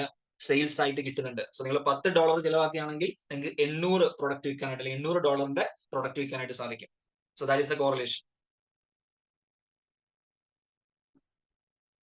Next, which of the following is an appropriate use of logistic regression? എന്താണ് ഈ ലോജിസ്റ്റിക് റിഗ്രഷൻ എന്ന് വെച്ച് കഴിഞ്ഞാൽ? ലോജിസ്റ്റിക് റിഗ്രഷൻ എന്ന് പറയുമ്പോൾ നമുക്ക് നോർമലി നമ്മളുള്ള സിമ്പിൾ ലീനിയർ റിഗ്രഷനും കാര്യങ്ങളൊക്കെ ഉപയോഗിക്കുന്നത് ഏതെങ്കിലും ഒരു ന്യൂമറിക്കൽ വാല്യൂ കണ്ടെത്താൻ വേണ്ടിയിട്ടാണ്. അതായത് സെയിൽസ് എത്ര, കോസ്റ്റ് എത്ര, അങ്ങനെ ഒരു ന്യൂമറിക്കൽ വാല്യൂ ആണ് ഫോർകാസ്റ്റ് ചെയ്യുന്നത്. ലോജിസ്റ്റിക് റിഗ്രഷൻ ഫോർകാസ്റ്റ് ചെയ്യുന്നതോ കണ്ടെത്താൻ ശ്രമിക്കുന്നതോ ന്യൂമറിക്കൽ വാല്യൂ അല്ല, മറിച്ച് yes or no, accept or reject, പോണോ വേണ്ടയോ, എടുക്കണോ, വാങ്ങണോ, വിൽക്കണോ, എങ്ങനെയുള്ള ചോദ്യങ്ങളുടെ ഉത്തരങ്ങളാണ് ലോജിസ്റ്റിക് റിഗ്രഷൻ കണ്ടെത്താൻ ശ്രമിക്കുന്നത്. For example similar yes or no, നിങ്ങൾ ഒരിടത്ത് ട്രിപ്പ് പോകാൻ തീരുമാനിക്കുന്നു. അപ്പൊ നിങ്ങൾ ഒരു ലോജിസ്റ്റിക് റിഗ്രഷൻ നടത്തിയിട്ടായിരിക്കും തീരുമാനിക്കുന്നത് പോകണോ, യെസ്, അല്ലെങ്കിൽ പോകണ്ട, നോ. അപ്പൊ ഇങ്ങനെ yes or no, accept or reject, ഈ മോഡലിലുള്ള കാര്യങ്ങൾ കണ്ടെത്താൻ വേണ്ടിയിട്ടാണ് ലോജിസ്റ്റിക് റിഗ്രഷൻ എന്ന് പറയുന്ന ഒരു ടെക്നിക്ക് ഉപയോഗിക്കുന്നത്. അപ്പൊ ഇനി നിങ്ങൾ ഓപ്ഷനിലേക്ക് നോക്കിയേ. അങ്ങനെയുള്ള രീതിയിൽ ഒരു ന്യൂമറിക്കൽ വാല്യൂ അല്ലാത്ത ആൻസർ കിട്ടുന്ന ഓപ്ഷൻ ഏതാണെന്ന് നോക്കിയാൽ മതി, മനസ്സിലാവും. Classifying prospective customers as likely to respond favorably or unfavorably to a promotional campaign based on their demographic information. Favorably or unfavorably, അത് ന്യൂമറിക്കൽ അല്ലല്ലോ. ഒരു പർട്ടിക്കുലർ ക്യാമ്പയിന്റെ ഭാഗമായിട്ട് അവരെ നമ്മൾ പ്രൊമോഷൻസ് ഒക്കെ കണ്ടക്ട് ചെയ്താൽ ആ ഏരിയയിലുള്ള ആളുകൾ നമ്മൾക്ക് ഫേവറബിൾ ആയിട്ട് റിയാക്ട് ചെയ്യുമോ, അൺഫേവറബിൾ ആയിട്ട് റിയാക്ട് ചെയ്യുമോ എന്ന് കണ്ടെത്തണം. സോ അവിടെ നമ്മൾ ന്യൂമറിക്കൽ വാല്യൂ അല്ല നോക്കുന്നത്, ആളുകളുടെ റിയാക്ഷൻ ആണ്, ഫേവറബിൾ ആണോ അൺഫേവറബിൾ ആണോ. അപ്പൊ ഈ രീതിയിലുള്ള കാര്യങ്ങൾ കണ്ടെത്താനാണ് നമ്മൾ എന്ത് ചെയ്യുന്നത്, ലോജിസ്റ്റിക് റിഗ്രഷൻ എന്ന് പറയുന്ന സാധനം ഉപയോഗിക്കുന്നത്. യെസ് ഓർ നോ ക്വസ്റ്റ്യൻസ്, അല്ലെങ്കിൽ accept or reject. For example bank loan ഒക്കെ അപേക്ഷിക്കുമ്പോൾ, നിങ്ങൾ ഒരു ബാങ്കിൽ ലോൺ അപേക്ഷിക്കുമ്പോൾ ഒന്നുകിൽ ബാങ്ക് നിങ്ങൾക്ക് ലോൺ തരും, അല്ലെങ്കിൽ ലോൺ നിഷേധിക്കും. അപ്പൊ അവിടെയൊക്കെ നമ്മൾ അപ്ലൈ ചെയ്യുന്നത് ഏതായിരിക്കും? ലോജിസ്റ്റിക് റിഗ്രഷൻ ആയിരിക്കും. Please note that. What is the difference between simple regression analysis and multiple regression analysis? ഒരു സിമ്പിൾ റിഗ്രഷൻ അനാലിസിസും മൾട്ടിപ്പിൾ റിഗ്രഷൻ അനാലിസിസും തമ്മിൽ വ്യത്യാസം എന്താ? ഏതിലാണ് കൂടുതൽ ഇൻഡിപെൻഡന്റ് വേരിയബിൾ ഉണ്ടാവുക? മൾട്ടിപ്പിൾ റിഗ്രഷൻ അനാലിസിസിൽ എന്തുണ്ടാവും? കൂടുതൽ ഇൻഡിപെൻഡന്റ് വേരിയബിൾ ഉണ്ടാവും. സിമ്പിൾ റിഗ്രഷൻ അനാലിസിസിൽ ഒരു ഇൻഡിപെൻഡന്റ് വേരിയബിൾ ഉണ്ടാകുള്ളൂ. So which is right answer? A simple regression has only one independent variable, whereas multiple regression has more than one independent variable. പേര് തന്നെ ഉണ്ടല്ലോ, മൾട്ടിപ്പിൾ, ഒന്നിലധികം, അല്ലെ? കറക്റ്റ്, ഈസി ആയിട്ടുള്ള ചോദ്യമാണ്. നെക്സ്റ്റ് ക്വസ്റ്റ്യൻ ഉത്തരം കണ്ടെത്താൻ വലിയ ബുദ്ധിമുട്ടുണ്ടാവില്ല. മൊത്തം വായിക്കണമെന്നില്ല. The quantitative technique that should be used to determine whether or any of this independent variable might provide a good estimate for shipping cost. Independent വേരിയബിളും ഷിപ്പിംഗ് കോസ്റ്റും തമ്മിലുള്ള ബന്ധം കാണിക്കണം. നമുക്കറിയാം ലീനിയർ റിഗ്രഷൻ ആണ്. ഇത്തരത്തിലുള്ള റിലേഷൻഷിപ്പുകൾ, എക്സും വൈയും തമ്മിലുള്ള റിലേഷൻഷിപ്പുള്ള ഒരു സാഹചര്യമാണ്, സെനാരിയോ ആണ് ഉള്ളെങ്കിൽ അവിടെ നിങ്ങൾ രണ്ടാമതൊന്നും ആലോചിക്കേണ്ട ആവശ്യമില്ല. ഏതാണ് ഉത്തരം? ലീനിയർ റിഗ്രഷൻ ആണ് ഉത്തരം. Option A, that is right answer. ഒരുപാട് ചിന്തിക്കേണ്ട ആവശ്യമൊന്നുമില്ല. ഈസി ക്വസ്റ്റൻ ആണ്. നിങ്ങൾക്ക് ഇവിടെ കാണാം 92% കുട്ടികൾക്ക് ശരിയാക്കിയ ഒരു ചോദ്യമാണ്. അപ്പൊ അത്രയും വളരെ എളുപ്പമുള്ള ഒരു ചോദ്യമാണെന്ന് മനസ്സിലാക്കുക. ഓക്കെ, അഗെയിൻ നമ്മുടെ ലോജിസ്റ്റിക് റിഗ്രഷന്റെ ഒരു കറക്റ്റ് ഓപ്ഷൻ ഏതാണെന്നാണ് ചോദിച്ചിരിക്കുന്നത്. തൊട്ട് മുന്നേ ഞാൻ പറഞ്ഞതേ ഉള്ളൂ. Predicting whether A loan applicant will default on loan based on the credit score. Loan applicant പൈസ അടയ്ക്കുന്നത് മുടക്കുമോ ഇല്ലയോ? അപ്പൊ അവിടെ ഫോർകാസ്റ്റ് ചെയ്യുന്നത് നമ്മൾ ന്യൂമറിക്കൽ വാല്യൂ അല്ല, അയാൾ അടയ്ക്കുമോ ഇല്ലയോ എന്നുള്ളതാണ് നമ്മൾ എന്ത് ചെയ്യുന്നത്? ഫോർകാസ്റ്റ് ചെയ്യുന്നത്. വലിയ റീപേ ഓർ നോട്ട്, മുടക്കം വരുത്തുമോ ഇല്ലയോ. സോ അത്തരം ചോദ്യങ്ങൾ, അത്തരം ആൻസേഴ്സ് കിട്ടുന്ന കണ്ടെത്തലുകൾ നടത്താൻ വേണ്ടിയിട്ടാണ് നമ്മൾ ലോജിസ്റ്റിക് റിഗ്രഷൻ എന്ന് പറയുന്ന സ്റ്റാറ്റിസ്റ്റിക്കൽ മോഡൽ യൂസ് ചെയ്യുന്നത്. In a regression analysis what is A residual called? എന്തിനാണ് റെസിജ്വൽ എന്ന് വിളിക്കുന്നത്? എന്തിനാണ് നമ്മളൊരു റെസിജ്വൽ എന്ന് വിളിക്കുന്നതാണ് ചോദിച്ചിരിക്കുന്നത്. Is it the variance between dependent and independent variables, or is the standard error of estimate, or is the confidence interval? അതോ option A ആണ്. ഓപ്ഷൻ എയിൽ എന്താ പറയുന്നത്? Numerical difference between an actual observed value of the dependent variable y at a given value of independent variable x and the value of y at the value of x as predicted by the regression equation. നിങ്ങൾ regression equation ഉപയോഗിച്ച് predict ചെയ്യുന്ന വൈയുടെ value, actually ഉള്ള വൈയുടെ value, യഥാർത്ഥത്തിൽ സംഭവിക്കുന്ന വൈയുടെ value, ഇത് തമ്മിലുള്ള ഡിഫറൻസ് ആണോ റെസിജ്വൽ എന്ന് വിളിക്കുന്നത് എന്ന് ചോദിച്ചാൽ അത് തന്നെയാണ് റെസിജ്വൽ എന്ന് പറയുന്നത്. നമ്മൾ ഒരു സ്റ്റാറ്റിസ്റ്റിക്കൽ റിഗ്രഷൻ ഇക്വേഷൻ ഉപയോഗിച്ച് വൈയുടെ വാല്യൂ കണ്ടെത്തുന്നു. അതിനുശേഷം റിയാലിറ്റിയിൽ ആ വൈയുടെ വാല്യൂ ഉണ്ടാവുമല്ലോ. ഒരു സമയത്ത് ഇപ്പൊ സെയിൽസ് ആണ് നമ്മൾ ഫോർകാസ്റ്റ് ചെയ്തു. ജൂണിലെ സെയിൽസ് നമ്മൾ ഫോർകാസ്റ്റ് ചെയ്തു 100. ആക്ച്വലി ജൂൺ കഴിഞ്ഞ് ജൂലൈ ആയപ്പോൾ നമുക്ക് മനസ്സിലായി ജൂണിൽ 86 സെയിലാണ് നടന്നത്. വിച്ച് മീൻസ് നിങ്ങൾ പ്രിഡിക്ട് ചെയ്തത് 100, ആക്ച്വലി നടന്നത് 86. Difference is 14. ആ 14 നമ്മൾ എന്തെന്ന് വിളിക്കും? റെസിജ്വൽ എന്നാണ് വിളിക്കുക. Okay, please note that. അതിന് നമ്മൾ എന്താ വിളിക്കുക? റെസിജ്വൽ എന്നാണ് വിളിക്കുക. സിമ്പിൾ കാൽക്കുലേഷൻ ആണ്. നിങ്ങളുടെ ചോദ്യം ഇത്രയേ ഉള്ളൂ. സ്മിത്ത് അഡ്വർടൈസിംഗ് കമ്പനിയുടെ എക്സ്പെൻസ് ഒരു മാസം 1000 ആണെങ്കിൽ, അങ്ങനെയാണെങ്കിൽ അതിനനുസരിച്ച് അവരുടെ സെയിൽ എത്രയായിരിക്കും എന്നാണ് ചോദിച്ചിരിക്കുന്നത്. അഡ്വർടൈസിംഗ് എക്സ്പെൻസ് എ ആണ്. സോ ഇവിടെ എക്സ് എന്ന് പറയുന്ന ഇൻഡിപെൻഡന്റ് വേരിയബിൾ ആണ് അഡ്വർടൈസിംഗ് എക്സ്പെൻസ്. അപ്പൊ അഡ്വർടൈസിംഗ് എക്സ്പെൻസ് 1000 ആണെങ്കിൽ സെയിൽ എത്രയായിരിക്കും? നിങ്ങൾക്ക് എയും ബിയും ഒക്കെ തന്നിട്ടുണ്ട്. 10,000 ആണ് എ, വേരിയബിൾ കോഎഫിഷ്യന്റ് 2.5 ആണ്.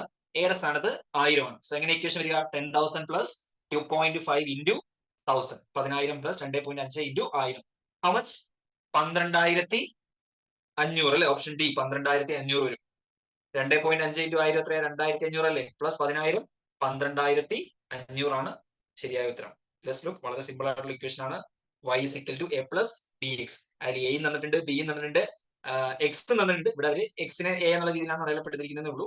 അഡ്വർടൈസിംഗ് ആണ്. സോ അഡ്വർടൈസിംഗ് 1000 ആണെങ്കിൽ സെയിൽ എത്രയായിരിക്കും? സെയിൽ എത്രയായിരിക്കും? 12,500. ഇവിടെ നമുക്കൊരു മൾട്ടിപ്പിൾ ലീനിയർ റിഗ്രഷൻ ഇക്വേഷൻ ആണ് തന്നിരിക്കുന്നത്. അതിൽ A stands for advertising expenditure, P stands for population. റിഗ്രഷന്റെ ഇക്വേഷൻ മൾട്ടിപ്പിൾ ലീനിയർ റിഗ്രഷൻ തന്നിട്ടുണ്ട്. അത് ബീറ്റ എന്നൊക്കെ രീതിയിലാണ് തന്നിരിക്കുന്നത്. നിങ്ങൾ ജസ്റ്റ് ഇത് ഫിക്സഡ് കോസ്റ്റ് ആണ്. എ എന്ന് y is equal to a plus bx ല് ഇത് എ ആണ്.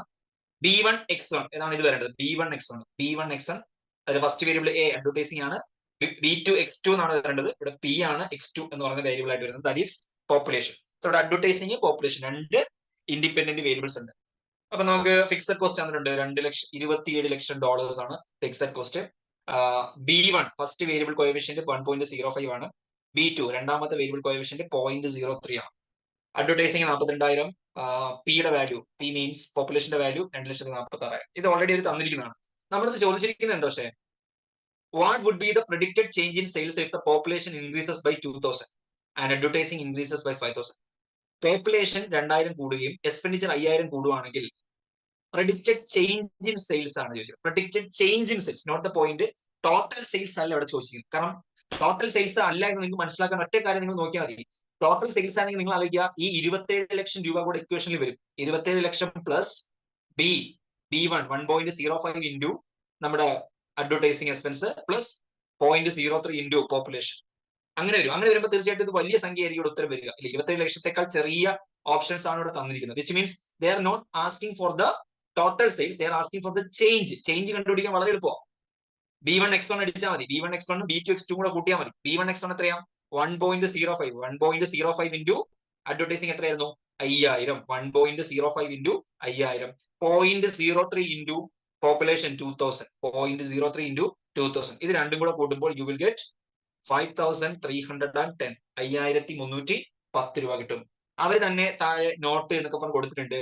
One could also calculate the predicted increase in sales by calculating full multiple regression. അതുവഴി പറഞ്ഞിരിക്കുന്നത് നിങ്ങൾ ഈ ഇൻഡിവിജ്വൽ ചേഞ്ച് കണ്ടെത്താതെ ഒറിജിനൽ ചേഞ്ച് കണ്ടെത്താം. എങ്ങനെ കണ്ടെത്തുക? ഈ ഇക്വേഷൻ വെച്ചിട്ട്, ഈ തന്നിരിക്കുന്ന വാല്യൂസ് വെച്ചിട്ട് നിങ്ങൾ ആദ്യം ഒരു പ്രഡിക്റ്റഡ് സെയിൽ കണ്ടുപിടിക്കുക. ഈ തന്നിരിക്കുന്ന അഡ്വർടൈസിംഗും പോപ്പുലേഷനും വെച്ചിട്ട് ഈ ഇക്വേഷൻ അപ്ലൈ ചെയ്യുമ്പോൾ you will get A predicted sale.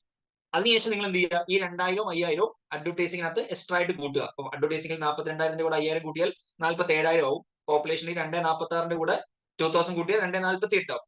ആ രീതിയിൽ ഫുള്ള് വാല്യൂ വെച്ചിട്ട് കണ്ടുപിടിച്ചിട്ട് രണ്ടിന്റെയും ഡിഫറൻസ് എടുക്കാം. അപ്പൊ അങ്ങനെ ചെയ്യുന്നതിനേക്കാൾ ഏറ്റവും സിമ്പിൾ എന്ന് പറയുന്നത് ജസ്റ്റ് 1.05 ഇൻറ്റു 5000 0.03 ഇൻറ്റു 2000 അങ്ങനെ ചെയ്യുന്നതായിരിക്കും. അത് തന്നെയാണ് അവർ താഴെ കൊടുത്തിരിക്കുന്നത്. സി ഹിയർ നിങ്ങൾക്ക് കാണാൻ സാധിക്കും. ഫസ്റ്റിലെ വാല്യൂസ് വെച്ച് ചെയ്യുമ്പോൾ നമുക്ക് 2.75 1480 കിട്ടും. രണ്ടാമത്തെ പുതിയ വാല്യൂസ് വെച്ച് ചെയ്യുമ്പോൾ 27,56,790 കിട്ടും. ഈ രണ്ട് വാല്യൂസിന്റെയും ഡിഫറൻസ് എടുക്കുമ്പോഴും we will get the same 5310. അപ്പൊ ഇത് ഇങ്ങനെയും ചെയ്യാം, നമ്മൾ ചെയ്തതുപോലെ സിമ്പിൾ ആയിട്ടുള്ള രീതിയിലും ചെയ്യാം. It's up to you. സമയം സേവ് ചെയ്യാൻ ഇതായിരിക്കും നല്ലത്.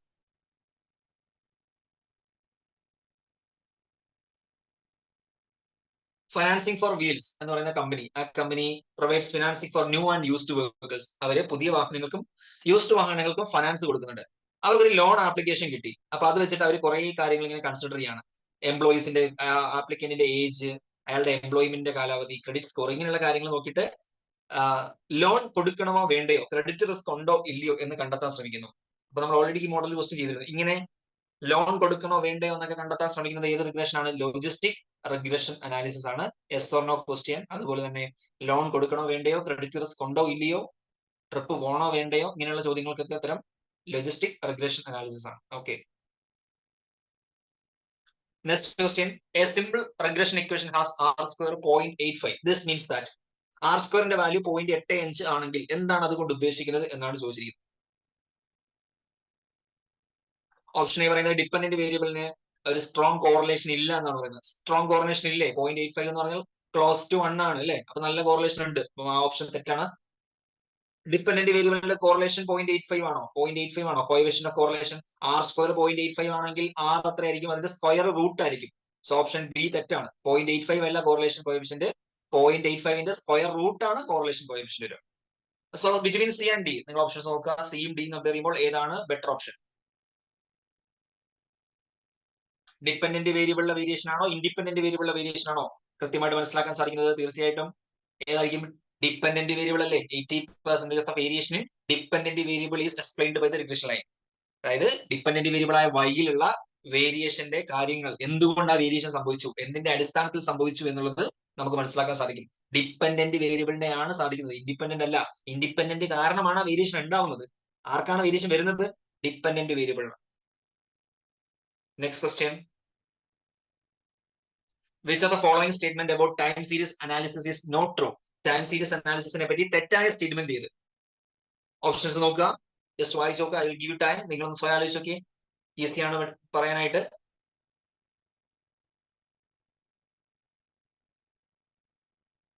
Seasonality is identified regularly spaced peaks and troughs. സീസണാലിറ്റിയില് ഇടയ്ക്കിടയ്ക്ക് എന്തുണ്ടാവും? ഒരു പീക്ക് ഉണ്ടാവും, ഒരു ഡൗൺ ഉണ്ടാവും അല്ലെ? സീസൺ ആകുമ്പോൾ പീക്ക് ഉണ്ടാവും, സീസൺ കഴിയുമ്പോൾ ഡൗൺ ഉണ്ടാവും. ടൈം സീരീസിന് ഒരുപാട് പാറ്റേൺസ് ഉണ്ടാവും, മൾട്ടിപ്പിൾ പാറ്റേൺസ് ഉണ്ടാവും അല്ലെ? സീസണാലിറ്റി ഉണ്ടാവാം, സൈക്ലിക്കാലിറ്റി ഉണ്ടാവാം. So that is also right. Trends can be linear, non linear or flat. Trends എന്ന് പറയുന്നത് ചിലപ്പം പോസിറ്റീവ് ആയിരിക്കാം, നെഗറ്റീവ് ആയിരിക്കാം, മുകളിലേക്ക് പോകുന്നതായിരിക്കാം, താഴേക്ക് പോകുന്നതായിരിക്കാം, ചിലപ്പോൾ ഫ്ലാറ്റ് ആയിരിക്കാം. ഒരു ട്രെൻഡ് ഉണ്ടാവാത്ത സാഹചര്യം ഉണ്ടാവാറുണ്ട്. അപ്പൊ അത് മൂന്നും ശരിയാണ്. ഇറഗുലർ പാറ്റേണിന് പ്രെഡിക്റ്റീവ് വാല്യൂ ഉണ്ടെന്ന് പറയുന്നതാണ് തെറ്റ്. ഇറഗുലർ പാറ്റേണിന് എന്തുണ്ടാവില്ല? പ്രെഡിക്റ്റീവ് വാല്യൂ ഉണ്ടാവില്ല. കാരണം അത് ഇറഗുലർ ആണ്. ഇറഗുലർ എന്ന് പറഞ്ഞാൽ വല്ലപ്പോഴും അല്ലെങ്കിൽ തോന്നുമ്പോൾ സംഭവിക്കുന്ന കാര്യങ്ങളാണ്. ഇറഗുലർ ആണ്, റെഗുലർ അല്ല. അപ്പൊ ഈ റെഗുലർ അല്ലാത്തൊരു കാര്യത്തെ നമ്മൾ എങ്ങനെ പ്രെഡിക്റ്റ് ചെയ്യുന്നത്? പറ്റുമോ? അടുത്ത കോവിഡ് പാൻഡമിക് പോലത്തെ ഒരു മഹാമാരി എന്ന് വരുമെന്ന് നമുക്ക് പറയാൻ പറ്റും? ഇല്ല. അടുത്ത സുനാമി എപ്പോൾ വരുമെന്ന് പറയാൻ പറ്റുമോ? അടുത്ത എർത്തുവേക്ക് എപ്പോൾ വരുമെന്ന് പറയാൻ പറ്റും? ചിലപ്പോൾ സൂചന നൽകാൻ പറ്റുമായിരിക്കും, ഏകദേശം ഒരു സമയത്ത് ഉണ്ടാകുമെന്നൊക്കെ പറയാൻ പറ്റുമായിരിക്കും വിത്ത് ടെക്നോളജി. ബട്ട് നിങ്ങൾ ഒരു സുനാമി അല്ലെങ്കിൽ ഒരു മല വെള്ളപ്പാച്ചിൽ അല്ലെങ്കിൽ മണ്ണിടിച്ചിൽ, ഇതൊക്കെ അടുത്ത കഴിഞ്ഞ് എപ്പോൾ ഉണ്ടാവും നമുക്ക് പ്രിഡിക്ട് ചെയ്യാൻ പറ്റില്ല. സോ ഇറഗുലർ പാറ്റേൺസിന് പ്രിഡിക്ട് ചെയ്യാനുള്ള ഓപ്ഷൻ ഇല്ല. That is a wrong statement. The following statements about the correlation coefficient is true. Coefficient കോറിലേഷനെ സംബന്ധിച്ച് ശരിയായ സ്റ്റേറ്റ്മെന്റ് ഏത് എന്നാണ് ചോദിച്ചത്. കോറിലേഷൻ കോഎഫിഷ്യൻ. കോറിലേഷൻ കോഎഫിഷ്യൻ എന്ന് പറഞ്ഞാൽ -1 മുതൽ +1 വരെയാണ്. ആ 1 എന്ന വാല്യൂ വരികയാണെങ്കിൽ പോസിറ്റീവ് 1 ആണെങ്കിൽ പോസിറ്റീവ് ലീനിയർ റിലേഷൻ ആണ്. ആൻഡ് അത് തന്നെയല്ലേ കറക്റ്റ് ഉത്തരം? Option A positive. +1 എന്ന് പറഞ്ഞാൽ പോസിറ്റീവ് റിലേഷൻഷിപ്പ് ആണെന്നാണ് ഓപ്ഷൻ എയിൽ പറഞ്ഞിരിക്കുന്നത് അല്ലെ. +1 പോസിറ്റീവ് റിലേഷൻ ആണ് between independent and dependent variable. -1 ആണെങ്കിൽ പെർഫെക്റ്റ്ലി നെഗറ്റീവ് ലീനിയർ റിലേഷൻഷിപ്പ്. അതും ഒരു ഈസി ക്വസ്റ്റൻ ആയിരുന്നു. An example of supervised learning algorithm. Supervised learning algorithm എന്ന് പറഞ്ഞാൽ it's A simple linear regression കേട്ടോ. നിങ്ങൾക്ക് അത് അറിയില്ലെങ്കിൽ ജസ്റ്റ് നോട്ട് ചെയ്ത് വെക്കുക. ഒരു സിമ്പിൾ ലീനിയർ റിഗ്രഷനെ നമ്മൾ വിളിക്കുന്നത് ഒരു സൂപ്പർവൈസ്ഡ് ലേണിംഗ് അൽഗോരിതം എന്നാണ്. എന്തുകൊണ്ടാണ് അതിനെ വിളിക്കുന്നതെന്ന് ചോദിച്ചു കഴിഞ്ഞാൽ അതിനൊരു പ്രത്യേക നിയമമുണ്ട്. ആ നിയമത്തിനനുസരിച്ചിട്ടാണ് പെർഫോം ചെയ്യുന്നത്. അതാണ് അതിന്റെ അൽഗോരിതം എന്ന് പറയുന്നത്. അതിനെ നമ്മളാണ് സൂപ്പർവൈസ് ചെയ്യുന്നത്. അതിനകത്ത് ഇൻഡിപെൻഡന്റ് വേരിയബിൾ ആരായിരിക്കണം, ഡിപെൻഡന്റ് വേരിയബിൾ ആരായിരിക്കണം, അങ്ങനെയുള്ള കാര്യങ്ങൾ ഡിസൈഡ് ചെയ്യുന്നത് നമ്മളാണ്. സോ നമ്മുടെ ഒരു സൂപ്പർവിഷൻ തീർച്ചയായിട്ടും അതിനകത്തുണ്ട്. ഇപ്പം സൂപ്പർവൈസ്ഡ് ലേണിംഗ് അൽഗോരിതം എന്നുള്ളത് തീർച്ചയായിട്ടും ലീനിയർ റിഗ്രഷന്റെ ഒരു ടേം ആണ്, അല്ലെങ്കിൽ അതിന്റെ എക്സാമ്പിൾ ആണെന്ന് നമുക്ക് വേണമെങ്കിൽ പറയാം. സൂപ്പർവൈസ്ഡ് ലേണിംഗ് അൽഗോരിതത്തിൽ വേറെയും ഒരുപാട് കാര്യങ്ങളുണ്ട്. സ്ട്രക്ചേർഡ് ക്വറി ലാംഗ്വേജ് എന്നൊക്കെ പറയുന്നത് എന്താണ്? അത് നമുക്ക് സ്ട്രക്ചേർഡ് ഡേറ്റയെ റിട്രീവ് ചെയ്യാനും ഡേറ്റയെ മാനിപ്പുലേറ്റ് ചെയ്യാനും ഇൻസർട്ട് ചെയ്യാനും അപ്ഡേറ്റ് ചെയ്യാനൊക്കെ ഉപയോഗിക്കുന്ന ഒരു സോഫ്റ്റ്വെയർ ആണ് സ്ട്രക്ചേർഡ് ക്വറി ലാംഗ്വേജ് അഥവാ SQL എന്ന് പറയും. ബാക്കി രണ്ട് എന്തായാലും വരില്ല. സോ കൺഫ്യൂഷൻ വരാൻ സാധ്യത SQL എന്ന് കേട്ടിട്ടുള്ളത് കൊണ്ട് തന്നെ അത് വരാൻ സാധ്യത എന്നൊക്കെ വിചാരിക്കുക. അൽഗോരിതം എന്ന് കേൾക്കുമ്പോൾ ചിലപ്പോൾ SQL കണക്ട് ചെയ്യാൻ സാധ്യതയുണ്ട്. സൂപ്പർവൈസ്ഡ് ലേണിംഗ് അൽഗോരിതം എന്ന് പറയുന്നത് സിമ്പിൾ ലീനിയർ റിഗ്രഷൻ ആണെന്ന് ഓർത്തിരിക്കുക. അൽഗോരിതത്തിന്റെ ഒരു ലക്ഷ്യം എന്താണ് നിങ്ങൾ ആലോചിച്ചത്? അൽഗോരിതംസ് ഇപ്പൊ നമ്മുടെ യൂട്യൂബ് അൽഗോരിതം എന്താ ചെയ്യുക? യൂട്യൂബ് അൽഗോരിതം നമുക്ക് അടുത്ത ഏത് വീഡിയോ റെക്കമെൻഡ് ചെയ്യണം എന്ന് അത് പ്രിഡിക്റ്റ് ചെയ്യാണ് ചെയ്യുന്നത്. നിങ്ങൾക്ക് അടുത്ത വീഡിയോ ഇന്ന വീഡിയോ ഇഷ്ടപ്പെടും എന്ന് പറഞ്ഞിട്ടാണ് നിങ്ങൾക്ക് പ്രഡിക്ഷൻസ് അല്ലെങ്കിൽ റെക്കമെൻഡേഷൻസ് തരുന്നത്. അപ്പൊ അങ്ങനെ റെക്കമെൻഡേഷൻസ് തരുന്നതിന് നിങ്ങൾക്ക് ഏത് പരസ്യം കൊടുക്കണം എന്നൊക്കെ പറയുന്നതൊക്കെയാണ് നമ്മൾ അൽഗോരിതത്തിന്റെ ഹെൽപ്പ് എടുക്കുന്നത്. അവിടേക്കാണ് ചെയ്യുന്നത്. സിമിലർലി അടുത്ത സെയിൽസ് എത്രയായിരിക്കും, അടുത്ത കോസ്റ്റ് എത്രയായിരിക്കും, അഡ്വർടൈസിംഗ് കൂടിയ സെയിൽസ് കൂടുമോ, ഇങ്ങനെയുള്ള പ്രഡിക്ഷൻസ് നടത്താനാണ് നമ്മൾ ലീനിയർ റിഗ്രഷൻ ഉപയോഗിക്കുന്നത്. അപ്പൊ we can call that also A algorithm. So algorithm എന്താണെന്ന് വെച്ചാൽ സെറ്റ് ഓഫ് റൂൾസ്, കുറച്ച് റൂൾസ് ആൻഡ് റെഗുലേഷൻസ് ആണ്, അതിനനുസരിച്ച് അത് പ്രവർത്തിക്കും. താഴെ തന്നിരിക്കുന്ന ഏത് സ്റ്റേറ്റ്മെന്റ് ആണ് ശരിയായ സ്റ്റേറ്റ്മെന്റ്? അല്ല സോറി, തെറ്റായ statement, not a true statement എന്നാണ് ചോദിച്ചിരിക്കുന്നത്. Multiple linear regression has no more than one independent variable. Yes, correct ആണ്. More than one dependent variable ഉണ്ടാവും? ഇല്ല. മൾട്ടിപ്പിൾ ലീനിയർ റിഗ്രഷൻ ആണെങ്കിലും സിമ്പിൾ ലീനിയർ റിഗ്രഷൻ ആണെങ്കിലും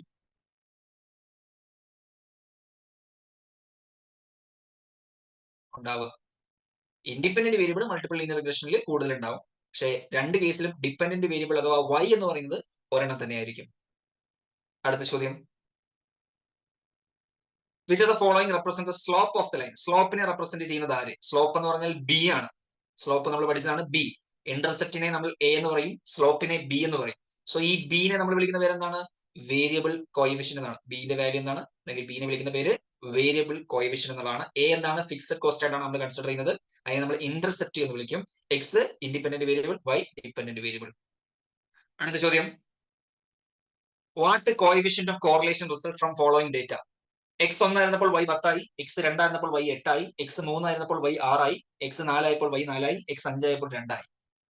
നിങ്ങൾ നോക്കുക, ഇത് പോസിറ്റീവ് ആണോ നെഗറ്റീവ് ആണോ? X കൂടുന്നതനുസരിച്ച് Y കുറയുകയാണ് ചെയ്യുന്നത് അല്ലേ? X 1 നിന്ന് 2 ആയപ്പോഴത്തേക്ക് ഇവിടെ 2 കുറഞ്ഞു, X 2 നിന്ന് 3 ആയപ്പോഴത്തേക്ക് ഇവിടെ വീണ്ടും 2 കുറഞ്ഞു. അപ്പൊ കുറയുന്നതൊക്കെ 2 2 2 വെച്ച് ഇവിടെ 1 കുറയും, 1 കൂടുമ്പോൾ ഇവിടെ 2 കുറയും, 1 കൂടുമ്പോൾ 2 കുറയും. സോ ഇതൊരു നെഗറ്റീവ് റിലേഷൻഷിപ്പ് അല്ലേ? 1 കൂടുമ്പോൾ അതിനനുസരിച്ച് എല്ലാ തവണയും 2 വെച്ച് കുറഞ്ഞുകൊണ്ടിരിക്കുകയാണ്. അപ്പൊ അവിടെ പ്രപ്പോർഷൻ കറക്റ്റ് ആണ്, എല്ലാ തവണയും 2 തന്നെയാണ് കുറഞ്ഞിരിക്കുന്നത്. അപ്പൊ -1 എന്നുള്ളതായിരിക്കും ഇവിടുത്തെ ശരിയായിട്ടുള്ള ഒരു വാല്യൂ എന്ന് പറയും. നെഗറ്റീവ് കോറിലേഷൻ ആണ് -1. അടുത്ത ചോദ്യം, what is the error time in regression analysis? Error time എന്ന് പറയുന്നത് difference between the predicted value of y and the actual value of y. Predicted value of y, നമ്മൾ പ്രഡിക്റ്റ് ചെയ്യുന്ന value actually ഉണ്ടാവുന്ന value, നമ്മൾ already ഇത് പറഞ്ഞിട്ടുള്ള കാര്യമാണ്. ഇത് തമ്മിലുള്ള ഡിഫറൻസിനെയാണ് നമ്മൾ എന്തെന്ന് പറയുന്നത്? എറർ ടൈം എന്ന് പറയുന്നത്. ഇവിടെ നമ്മൾ തെറ്റിദ്ധരിച്ച് സ്റ്റാൻഡേർഡ് എറർ ഓഫ് എസ്റ്റിമേറ്റിലേക്ക് പോകാൻ സാധ്യതയുണ്ട്. എന്നാൽ അതല്ല difference between the predicted value ഫൈയും ആക്ച്വൽ വാല്യൂ ഫൈയും. നിങ്ങൾ പ്രഡിക്ട് ചെയ്ത വാല്യൂ ആക്ച്വലി നടന്ന വാല്യൂ തമ്മിലുള്ള ഡിഫറൻസിനെയാണ് എറർ ടേം എന്ന് പറയുന്നത്. Next question, coefficient of determination R square എന്തിനെ സൂചിപ്പിക്കുന്നു? എന്തിനെയാണ് സൂചിപ്പിക്കുന്നത്? R square. ഓൾറെഡി നമ്മൾ പല ക്വസ്റ്റ്യൻസിലായിട്ട് കണ്ടതാണ്. ആർ സ്ക്വയറിന്റെ ഒരുപാട് ക്വസ്റ്റ്യൻസ് ചെയ്ത് കറക്റ്റ് ആയിട്ടുള്ള ഓപ്ഷൻ ഏതാണ്?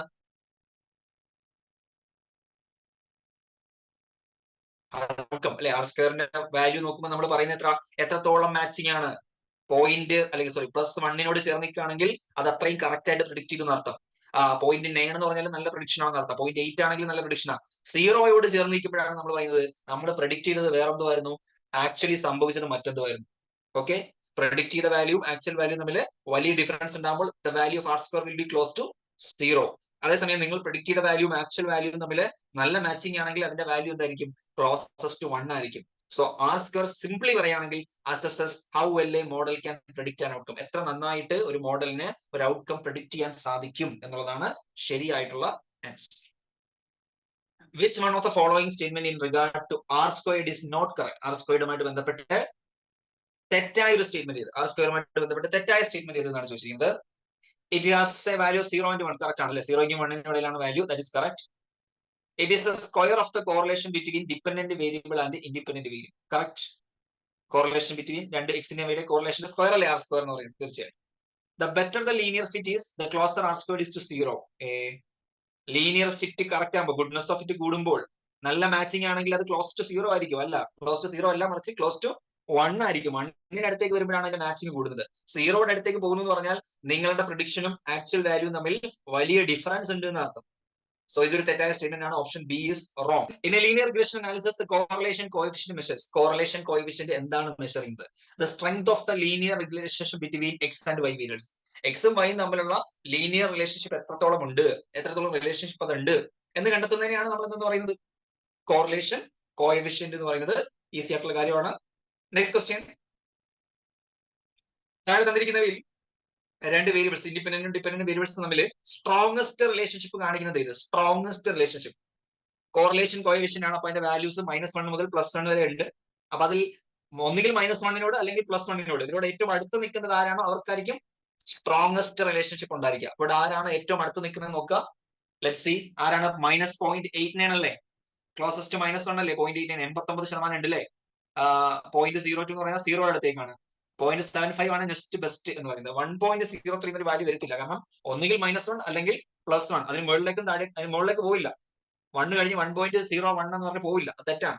So what is the strongest relationship? 0.89 ആണ്.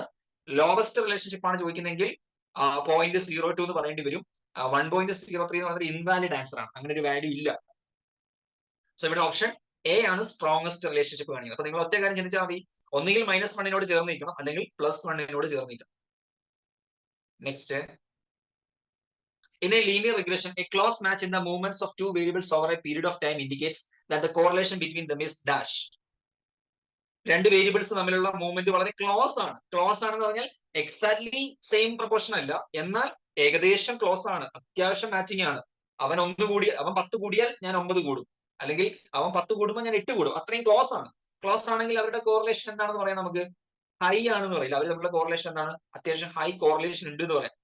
ഇവിടെ ഓർത്തിരിക്കേണ്ട ഒരു കീ ടൈം ആണ് ക്ലോസ് മാച്ച് എന്നാണ് പറഞ്ഞത്. ക്ലോസ് മാച്ച് മീൻസ് എക്സ് കൂടുമ്പോൾ അതിനനുസരിച്ച് അത്യാവശ്യം എക്സാക്ട്ലി അത്രയും കൂടിയില്ലെങ്കിലും ഏകദേശം അതിനനുസരിച്ച് ആരും മാറും, വൈയുടെ വാല്യൂയിൽ മാറ്റം വരുന്നുണ്ട്. Next question, a large manufacturer of forecast of total sales revenue for a year is least likely to be influenced by dash. Total sale revenue, ഒരു ലാർജ് മാനുഫാക്ചറിന്റെ ടോട്ടൽ സെയിൽ റവന്യൂന്റെ ഫോർകാസ്റ്റ്, അതിൽ തീരെ ഇൻഫ്ലുവൻസ് ചെയ്യാത്ത ഒരു വേരിയബിൾ എന്തായിരിക്കും എന്ന് ചോദിച്ചിരിക്കുന്നത്.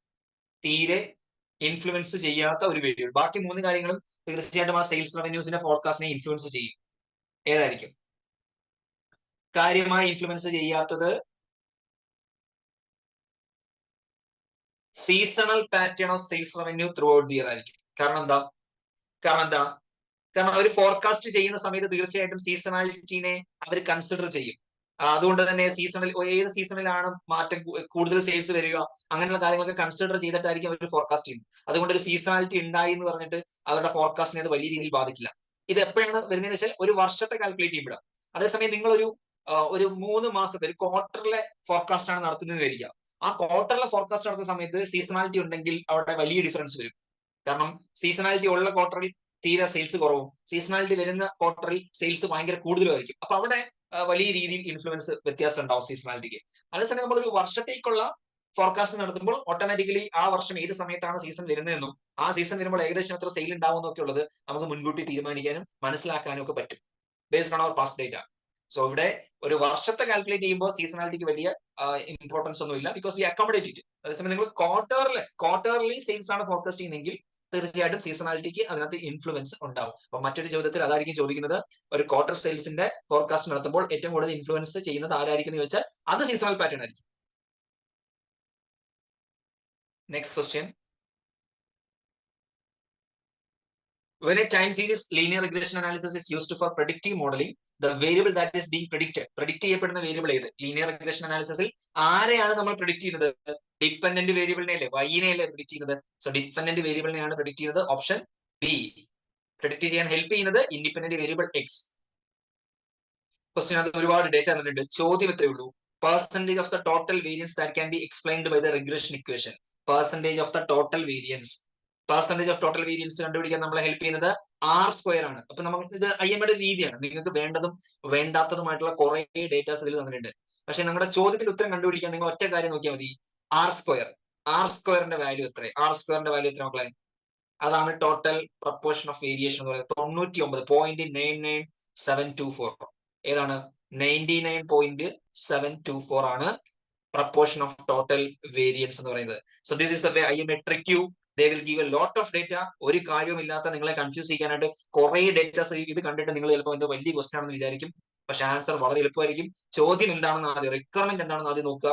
Percentage of total variance അതെന്ന് പറയുന്നത് R² ആണ്. എത്രയാണ് വേരിയൻസ് എന്നുള്ളതിന്റെ പ്രപ്പോർഷൻ വേരിയേഷൻ എത്രയാണെന്നുള്ളത് R² ആണ് നമ്മളെ സൂചിപ്പിക്കുന്നത്. സോ 99.724 അത് ഇവിടുന്ന് കിട്ടിയത്. നിങ്ങൾ ഈ ക്വസ്റ്റനിൽ R²ന്റെ വാല്യൂ നോക്കിയാൽ മതി. ഇനി ചിലപ്പോൾ വേറെയും ചോദിക്കാം, സ്റ്റാൻഡേർഡ് എറർ ഓഫ് എസ്റ്റിമേറ്റ് ശരി ഉത്തരം വരുന്ന ചോദ്യം ചോദിക്കാം, എയുടെയോ ബിയുടെയോ വാല്യൂ വരുന്നത് ചോദിക്കാം. അപ്പൊ എന്താണ് റിക്വയർമെന്റ് എന്ന് നമ്മൾ കറക്റ്റ് ആയിട്ട് എന്ത് ചെയ്യുക, മനസ്സിലാക്കുക. സോ ഈ video last question. In a regression model inclusion of an error time recognizes which of the following. ഒരു എറർ ടൈം എന്തിനെയാണ് എന്തിനെയാണ് റെക്കഗ്നൈസ് ചെയ്യുന്നതാണ് ചോദിച്ചിരിക്കുന്നത്. എന്തൊക്കെ കാര്യങ്ങളുള്ളത്? Some variables that help to explain the behaviour of the dependent variable might not be included. അതായത് dependent വേരിയബിളിനെ സ്വാധീനിക്കുന്ന ചില കാര്യങ്ങൾ അതിൽ ഉൾപ്പെടുന്നില്ല എന്ന് എറർ ടൈം നമ്മളെ മനസ്സിലാക്കി തരും. റിഗ്രഷൻ മോഡൽ പെർഫെക്റ്റ് അല്ല എന്ന് മനസ്സിലാക്കി തരും. എല്ലാ വേരിയബിൾസിലും ഏതെങ്കിലും തരത്തിൽ തെറ്റുകൾ ഉണ്ട് എന്ന് മനസ്സിലാക്കി തരും. കാരണം ഈ തെറ്റുകളൊന്നുമില്ല, ഇതെല്ലാം കറക്റ്റ് ആണെങ്കിൽ അവിടെ എറർ ടൈം ഉണ്ടാവില്ല, എറർ ഉണ്ടാവില്ല. നിങ്ങൾ പ്രെഡിക്റ്റ് ചെയ്യുന്നത് തന്നെയായിരിക്കും ആക്ച്വലി സംഭവിക്കുന്നത്. അപ്പൊ നിങ്ങൾ പ്രെഡിക്റ്റ് ചെയ്യുന്നത് അല്ല ആക്ച്വലി സംഭവിക്കുന്നത്, അവിടെ വ്യത്യാസം ഉണ്ടാവാറുണ്ട്. ആ വ്യത്യാസങ്ങൾ ഉണ്ടാവുന്നതിന്റെ കാരണങ്ങളാണ് കൊടുത്തിരിക്കുന്നത്. അപ്പോൾ എല്ലാ കാരണവും അതിനകത്ത് ഉൾപ്പെടുന്നതാണ്. So answer is all of the above. So ഈ ഒരു വീഡിയോ നിങ്ങൾക്ക് ഉപകാരപ്പെടുന്നു വെച്ചിരിക്കുന്നു. സംശയങ്ങൾ എന്തെങ്കിലും ഉണ്ടെങ്കിൽ കമന്റ് ചെയ്യുക. മറ്റൊരു വീഡിയോയിൽ വീണ്ടും കാണാം. Thank you.